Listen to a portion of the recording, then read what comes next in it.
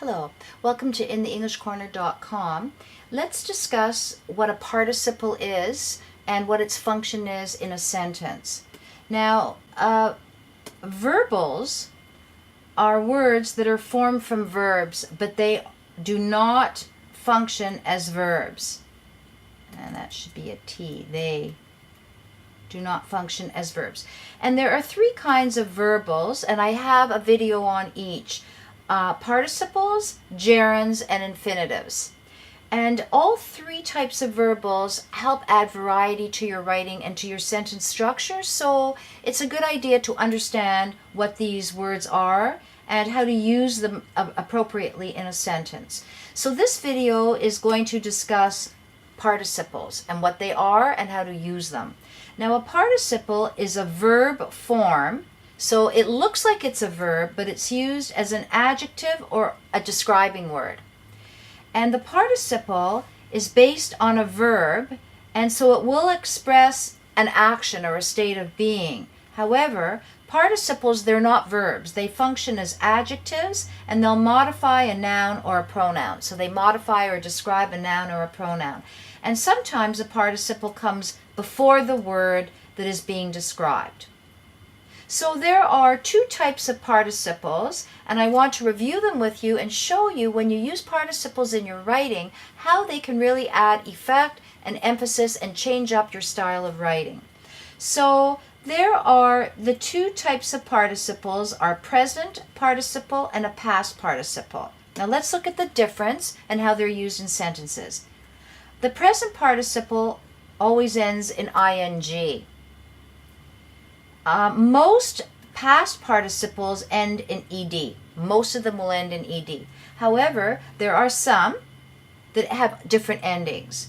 So, the present participle ing would be a word like screaming,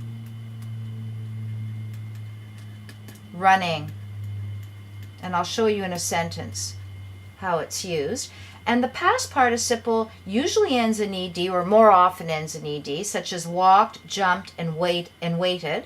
But there are other past participles as well, such as they end in en, like eaten, he has eaten all his food, shaken, I like it shaken but not stirred, and forgiven. There's past participles that end in d, pulled, filed, organized. And then we have ending in t, wept, built, and felt, and then ending in an N, seen, known, and run, and finally ending in NE, past participles ending in NE like gone and shone. So let's look at some examples of past participles. The first one, the screaming child threw a tantrum. Now, this is not a verb screaming, although it's an action. The verb is threw because the subject is child. The verb, the action of the child, he threw. He's throwing a tantrum.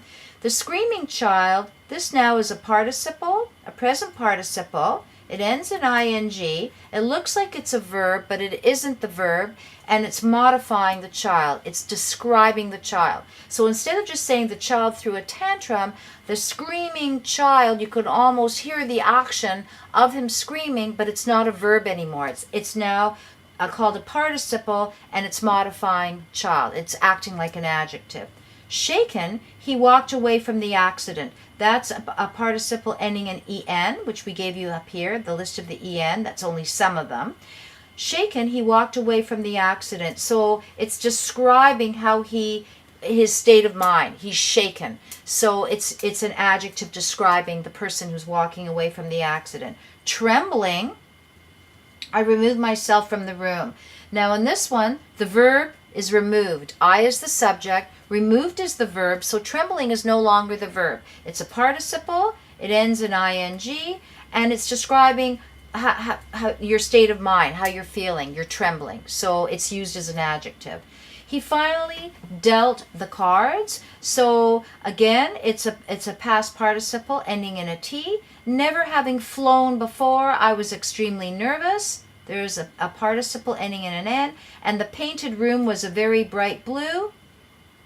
So it's describing the room. It's a painted room. It's not the verb. You didn't say, I am painting the room. Then that would be the verb.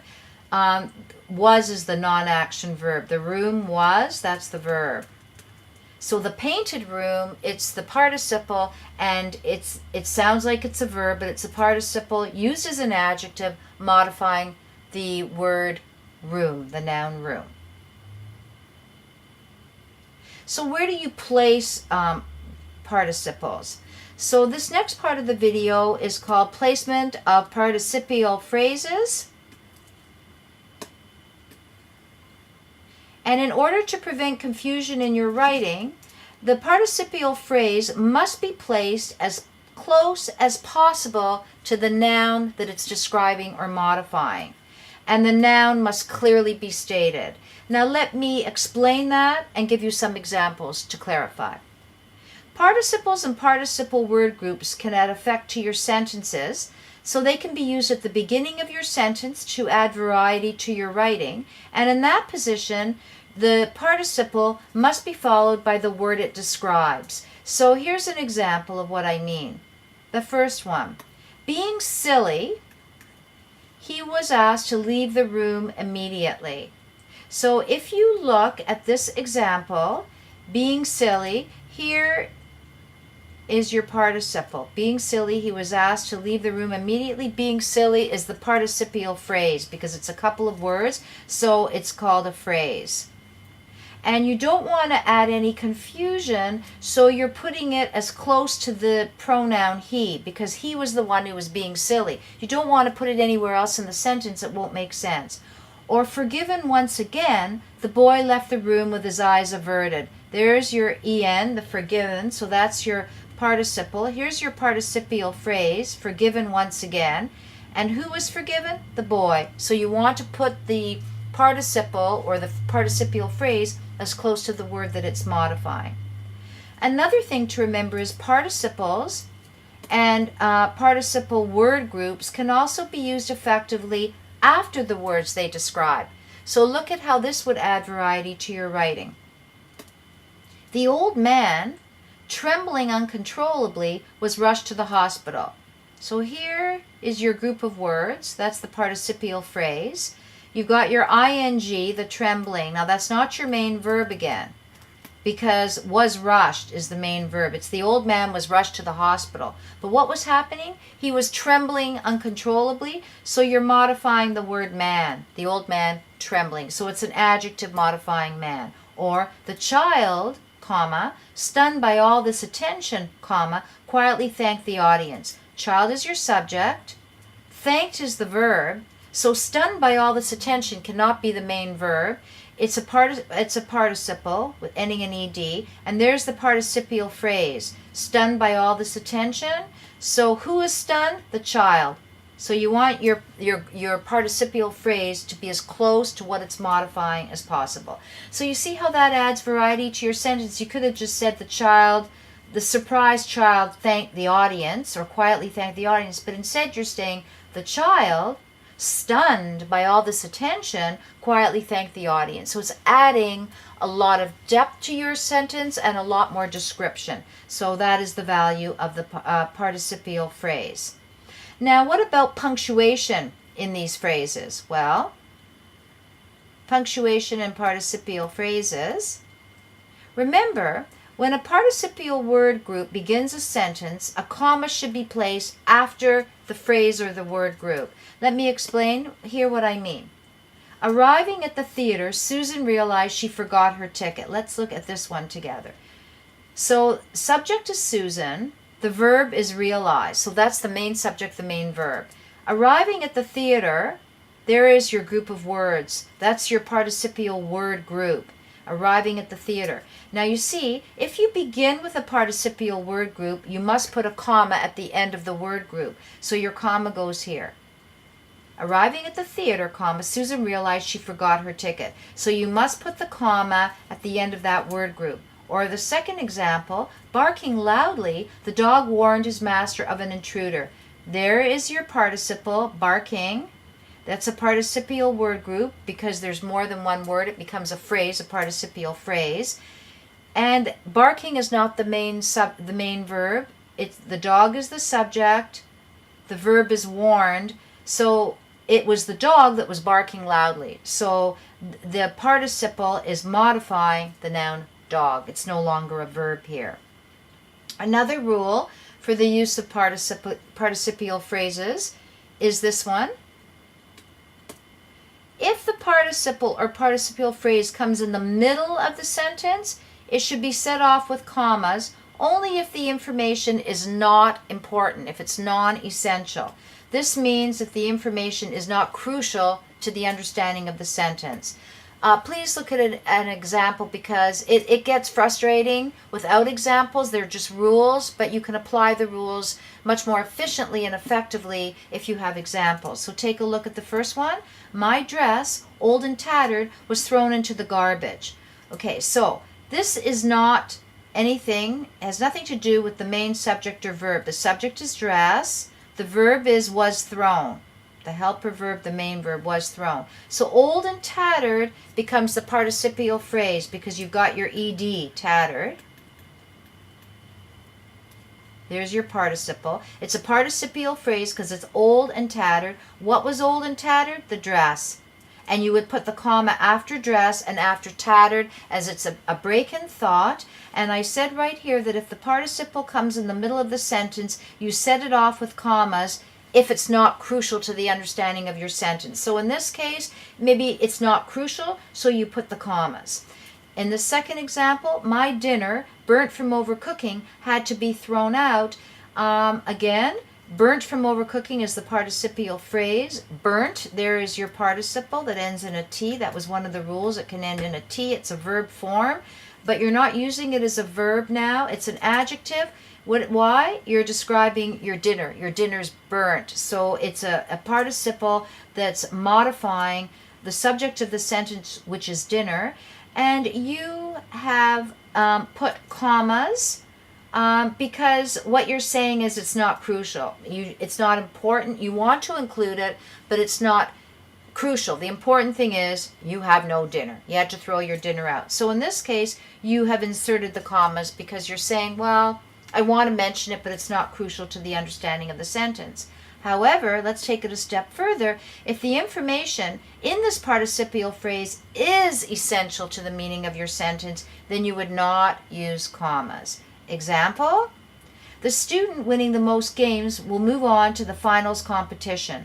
So in this first example here, number one, the student winning the most games, you don't want to put commas. If you put commas and said the student, comma, winning the most games, comma, then the fact that they're winning the most games no longer is important. But it is in this sentence because what you're saying is you're not going to make it to the finals competition if you don't win the most games. So therefore, this is essential material, so you would include it without commas. And winning the most games is your participial phrase. Who's winning? There's your ing participle. Well, it's the student. So you want that group of words to be as close as possible to the subject of your sentence. The next one, the handsome man standing at the counter is my husband. Well, you're proud of the fact that he's very handsome, so you are not going to put commas. It's essential to you. It's something important to you. So standing at the corner is your participial phrase. There's your ing for the participle, and you want the participial phrase to be very close to the person it's describing or the word that it's describing. So it's the handsome man who happens to be your husband, so it would go right next to the word man, and you're not putting commas in there because you want to perhaps stress the fact that he's handsome, you're proud of him, he's standing over there, and so you're not going to put commas because it's important information. Almost done, hang in, we're going to be finished this very soon. And the next rule is, if a participial phrase comes at the end of the sentence, the comma usually comes before the phrase that it modifies, if it's referring to a word that's stated earlier in the sentence. So to review that, if a participial phrase comes at the end of the sentence, then the comma usually precedes or comes before the phrase if it's modifying a word that's mentioned earlier in the sentence. A little bit confusing of a rule, so again, I always like to explain an example, and then it'll make it a lot clearer, and it'll be easier for you to remember and keep it in your mind. Here's this example. Sarah eagerly watched her baby sister charmed by her gurgling sounds. So in these examples up here, we started with the participial phrase, like arriving at the theater. We started barking loudly, comma. In this case, Sarah eagerly watched her baby sister. The participial phrase now is at the end. So it goes to show you how you can put these participial phrases at the beginning.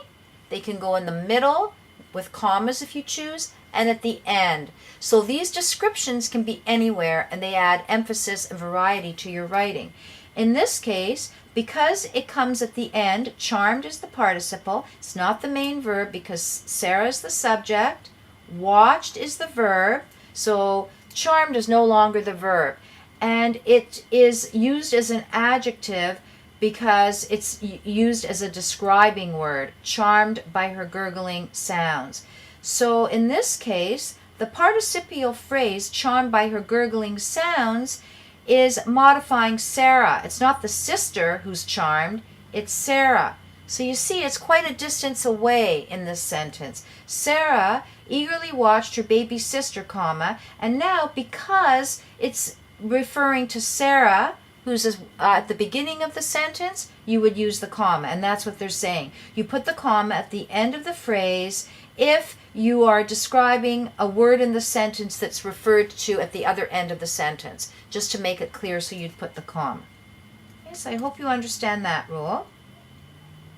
And getting close to the end, if a participial phrase directly follows the word it is modifying, then you do not use the comma. And I've given you an example. The teacher often saw the student eating only junk food for lunch. Now in this case, your participial phrase is right here. Eating only junk food for lunch. In this example, the teacher is the subject, saw is the verb, so eating only junk food, eating is the participle, it ends in ing. This is the participial phrase. Okay. You wouldn't put any punctuation here because the participial phrase, although it's in the middle of the sentence, is referring to the word that's right before it. So the teacher saw the student, it's the student who's eating only junk food for lunch. So the participial phrase is modifying the student, not the teacher. If it was referring to the teacher, you would have to put a comma here. But because you've got the word student right next to the participial phrase and it's modifying the word student, you would not use any punctuation. So those are a lot of rules and examples. Please try the practice questions and the answers. I provide you with the answers. And if you've made errors or you still need an explanation, then contact me and I can give you a further explanation of what the answers are, or maybe make some corrections for you if you're not happy with your results. And I hope you found this helpful. Keep in mind that understanding participles, gerunds, and infinitives, which are the three verbals which are outlined in different videos, will really help you to add variety to your writing, put modifiers and describing words in different parts of your sentence, and I've also helped you with how to use commas in these rules as well. Thank you. I hope you find this beneficial. Feel free to stop the video and revisit it and review the rules because it will help you with your sentence structure and your sentence variety. Have a good day and thank you for listening to the video. Bye-bye.